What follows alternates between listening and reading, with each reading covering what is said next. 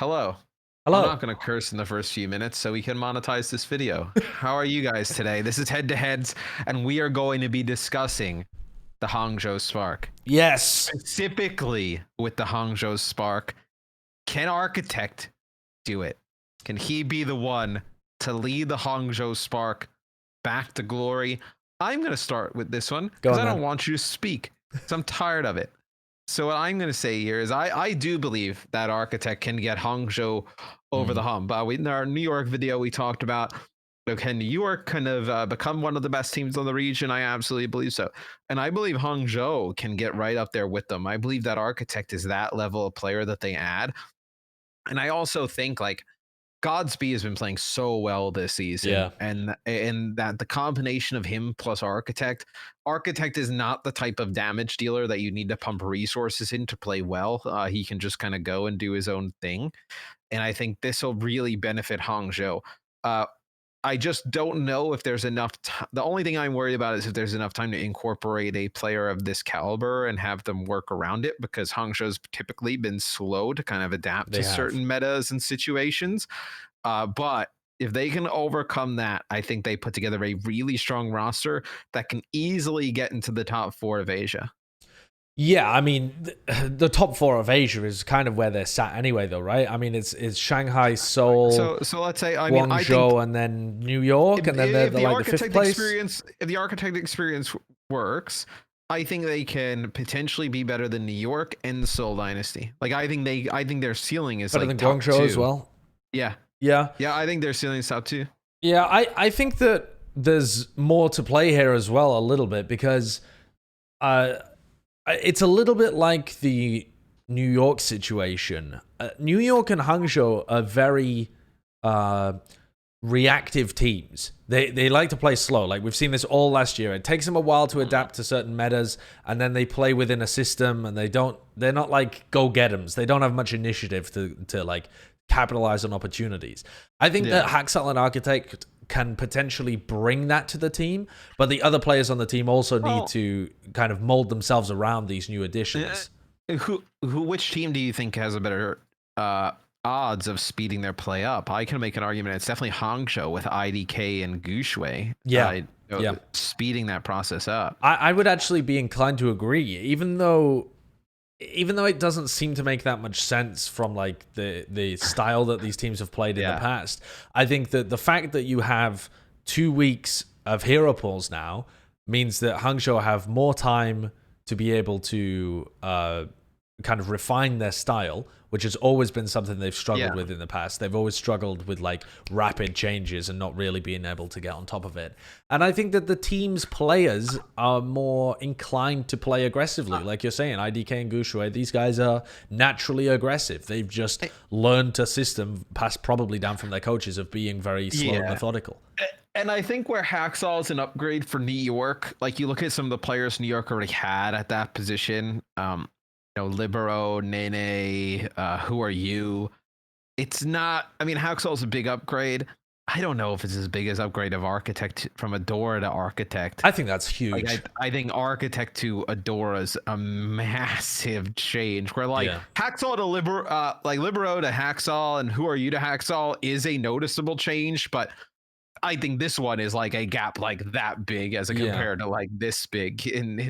And that doesn't mean that I think that Architect is better than Haxel. It just means that I think that Adora was significantly worse than Libero. I think Adora is worse than Libero. Yeah, exactly. And by quite a large margin. So I think that the difference is much larger for the Hangzhou Spark. If Hangzhou had Libero, we probably aren't having this discussion. Yeah, they probably just ride it out with Libero and Godspeed. Like, yes, that should be a pretty decent DPS line to be able to work with. Now, I think the difference between us though is that I still think that this just puts Hangzhou in contention for being like as good as some of these other teams. I don't think it naturally means they're going to overtake them. For me, Hangzhou, I always thought it was a bit of a miracle that Hangzhou were able to be this good. Like they finished 4th place last year, and they've managed to keep it even in a very competitive region. They're 6 and 7 right now, but if you dial back the clock a little bit to before they had this like bit of a slump, they were better as of late. Yeah, they were doing okay.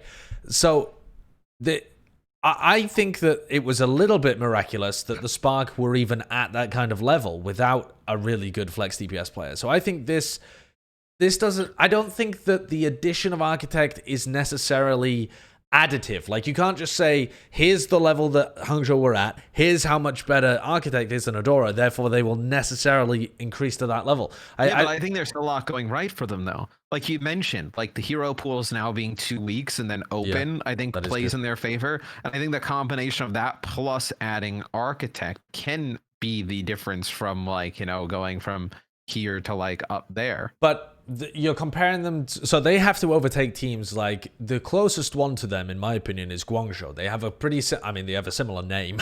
They have a pretty similar they had at the beginning of the season, they had a pretty similar record, but then Guangzhou started to do a lot better recently, and Hangzhou kind of tripped over themselves a little bit, but they've broadly speaking been pretty similar.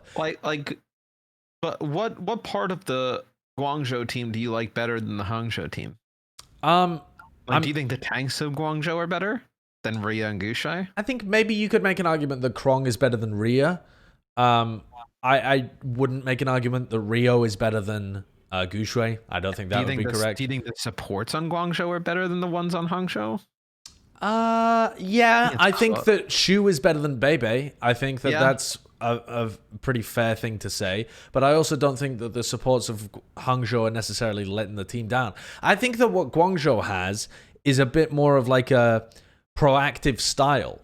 And that I think I feel like I'm repeating myself from the New York video again, but I feel like the style of Hangzhou also needs to change around Architect, and I hope that they can, because if they can't, then it's just an upgrade in terms of their damage, but not really. I don't think it's going to reach their full potential. I feel like Hangzhou has the advantage over Guangzhou at like almost all those positions, except for maybe Shu over Bebe. Like in terms of tanks, in off tank, main tank, and then main support. Where I thought you saw the biggest difference though was like Nero. Happy and Nero compared to Adora and Godsby. Godsby's been playing great, but like Nero and Happy is a really strong duo. Where now I think if you're looking at Godsby and Architect compared to Happy and Nero, it's way more of a 1-to-1 type of game. But if it is, but that's kind of my point, is that they've just now got it to a 1-to-1 kind of game. Right, like they're now kind of even with Guangzhou and New York on paper. Their damage is even. I feel like the tanks. I mean, not New York, Guangzhou. I feel like they're better than in a lot of positions. I think that for the Hangzhou Spark to be able to make top 2, like you were saying, they have to not just improve on paper, which they are definitely doing by adding Architect, but they also need to find a style that allows Architect and Godspeed to really shine as well, because they're not, even with Architect, they're not better than New York and Shanghai and Seoul on paper, in my opinion. Like they just aren't. They're equivalent maybe, but they're not better than them. At that point, it does come down to your team play, and that's very up in the air. I could still see a situation where Hangzhou finish in. Honestly, I could still see a situation where Hangzhou finish in 5th place, despite being a much better team. They have a rough 3 games. Yeah? Who do they play? Their first one is against New York in week 20. Haxel versus Architect. That's a fantastic one. Their next game is against... they play London. Okay. That should be That's winnable. Yeah, that's an opportunity to assert your dominance over a lower level team in APAC. Like, if they're not able to win that one fairly handedly, then they are probably not going to increase their position in the table. They play Guangzhou. That's another one where you get a measuring stick, because they were very close at the beginning of the season, trading games against each other, lots of 3-2s, and then they play Shanghai. Ooh, wow. That is a rough 4 games for the Spark. Yeah, but it's rough, but it also provides opportunities to show that they're good. If they went 2-2 in that, I'd be super impressed. Yeah. I think that a 2-2 there shows that they are competing for a podium finish within Asia.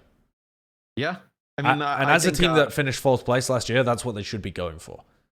Right. To compare, Seoul Dynasty plays New York to kick things off. Then they play Guangzhou, which is a tough game. Mm. Then they have Shanghai, and then they have Chengdu. Really, honestly, all losable games for Seoul because they're so all over the place. Yeah. But all winnable as well. And you get Chengdu in the week where the hero pool is completely open. Yeah. Which is probably the worst time to get Chengdu. But I feel like Hangzhou, even with this tough stretch in June, and then the tournament going into July, I feel like by the end of the season in the playoffs, whether it's like a whole playoff or Asia split, whatever the hell they end up deciding to do, or it is whatnot, I feel like Hangzhou can contend for a finals appearance here in Asia, or they can definitely make a lot of noise against the NA teams because I feel like they are stronger than a lot of the ones in America. Yeah, it's a good point. Hangzhou Spark at the moment are 11th overall in the table, and we are talking about them way more positively than we would like the Valiant or the Gladiators, who are either side. Well, I think we can agree the ceiling is much higher for Hangzhou than either the Gladiators or absolutely. the Valiant. Absolutely, especially with the addition of Architect. Yeah, I think this is a real pivotal moment, honestly, for the Hangzhou Spark. It should be a tale of two halves for them. If they can't make the second half of the season work with Architect, then they gave it all they could, and they just simply failed. I would go. I think I feel so good about this team that if they don't play well in the second half and things just spiral and fall apart, I would say they're one of the biggest disappointments of the year. Okay, there we go. Matt stamping his authority. Gonna brand the Hangzhou Spark. Compared to where they were last year, and then you're adding Architect to the equation. And you're not in like a hole, right? Where you put yourself in a Boston's type of hole where you're like out of it completely. Like, yeah, they're still in it. Yeah, they're 500 right now, and they've added Architect, and they were 4th place last year. Yeah, I would be inclined to agree. I think that would be a large disappointment. Like if they finish like 12th overall, like or something like that, like it would be a pretty disappointing season. We'd have to ring up Wolf. Wolf tweeted at the beginning of the year that he thought the Spark would still be like a top 3 team. Yeah. So yeah, if they disappoint Wolf, Wolf will be crying, and we'll have to pick him up and feed him soju and make him happy again. You can't feel that bad though, because you have the coolest colorway in the league. I mean, everybody else is kind of whack compared to yours. Yeah, bright pink does look incredibly good. But we don't really care about the pink here on Plat. We care about wins and losses. And we care about your opinions sometimes. Sometimes. When they're nice. So leave us some comments. Let us know. Do you believe in the Hangzhou Spark and Architect? Or do you think we're just overhyping them and they're going to be the Asian version of the Atlanta Reign? Let us know in the comments below. Goodbye.